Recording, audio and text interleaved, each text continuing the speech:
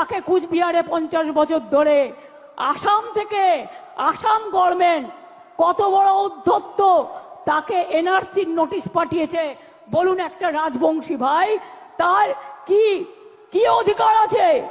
কি অধিকার আছে বিজেপি গভর্নমেন্ট? জবাব দাও, জবাব চাই। আর আসামের মুখ্যমন্ত্রী, আপনি আসামকে সামলাতে পারছেন না, আপনি বাংলায় নাক গলাচ্ছেন। নাক গলানো বন্ধ করুন, তা নাহলে সুস্মিতা দেবদের বলবো আন্দোলন গড়ে তুলুন। আমরা সবাই যাব, দেখি কত ডিটেনশন ক্যাম্পে আমাদের ভরতে পারে। বিজেপির চক্রান্ত তো চলছে, নির্বাচন কমিশনের ষড়যন্ত্র চলছে, বিচারের বাণী নীরবে নিভৃতে কাঁদছে। গদি মিডিয়া, গদি দর্শন আজকে বাংলার মানুষের কথা বলে না, মানুষের কথা বলে না, দুর্যোগের কথা বলে না, দুর্ভোগের কথা বলে না, অত্যাচারের কথা বলে না, চক্রান্তের কথা বলে না, ষড়যন্ত্রের কথা বলে না, উন্নয়নের কথা বলে না। আগের বার বিদ্যাসাগরের মূর্তি ভেঙেছিল, আর এবার ইলেকশনের আগে এই দেখুন প্রথম সার্কুলার। এবারে আমরা একটা প্রোগ্রাম নিচ্ছি, যেটা আমরা চিফ সেক্রেটারি, আমি এবং ডিজি পুলিশ আছেন। এই প্রোগ্রামটার নাম হবে আমাদের পাড়া আমাদের সমাধান। আমরা অনেক সময় দেখি ছোট ছোট পাড়ায় হয়তো একটা কলের দরকার, হয়তো একটা ছোট্ট পাড়া, তার একটা ছোট্ট গ্রামীণ রাস্তা অল্প করে দিলে তাকে কাদায় হাঁটতে হয় না।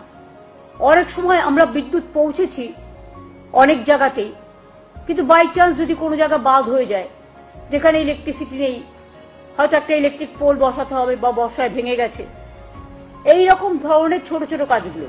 ধরুন একটা আইসিডিএস সেন্টারের বাড়ি ভেঙে পড়েছে, তার ছাদটা করে দিতে হবে।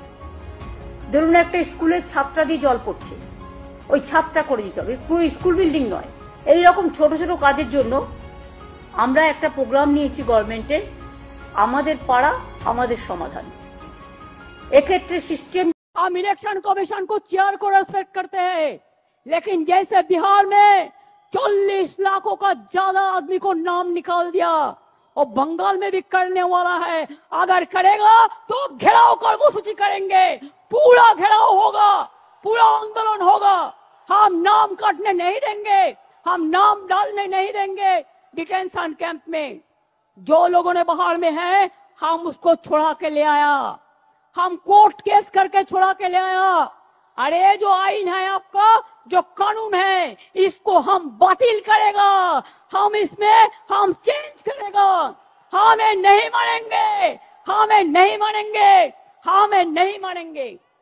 বাংলা ভাষার উপর যে সন্ত্রাস, আর বাংলায় যদি লোককে অ্যারেস্ট করা হয় বাংলা ভাষা বলবার জন্য, তাহলে জেনে রাখবেন এই লড়াই দিল্লি পর্যন্ত যাবে।